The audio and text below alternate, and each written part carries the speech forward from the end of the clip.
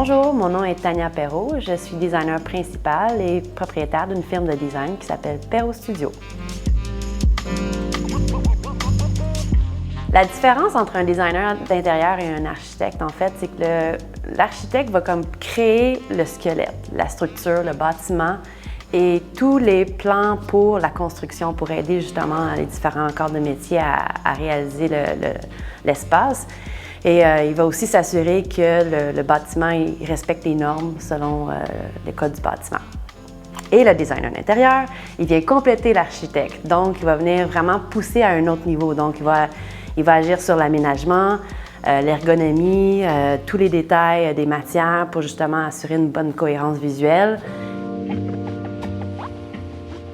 Le designer peut paraître comme une dépense, surtout quand on commence à ouvrir un commerce, mais en réalité, c'est plutôt un investissement.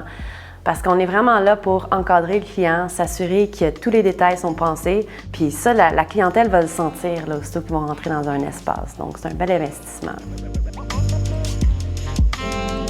Le meilleur conseil que je peux donner à un commerce qui ouvre ses portes, c'est justement pas penser qu'il peut faire tout soi-même. T'sais, nous, on est vraiment là pour aider à faire beaucoup avec peu pour hier. Avec notre expérience, on est vraiment en mesure de justement bien encadrer le client, puis ça vaut vraiment la peine. Quand on aménage le commerce, dans le fond, la première question à se poser, c'est quoi le service qu'on veut offrir, puis comment on compose l'espace, comment on le divise. Le bon fit avec un designer, c'est vraiment justement quand nos inspirations sont bien alignées et qu'on a la même passion, c'est-à-dire de créer ton rêve. Aménager par un pro, honnêtement, c'est que nous, on s'assure que le produit est mis en valeur.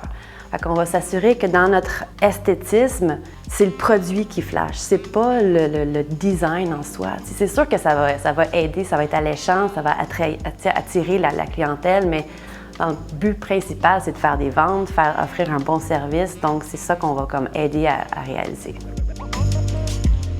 Les courbes au mur, les courbes au plafond, j'adore. Et principalement le retour aux matières brutes. Le béton, le terracotta, toutes les matières qui proviennent du sol, on le remet sur les murs.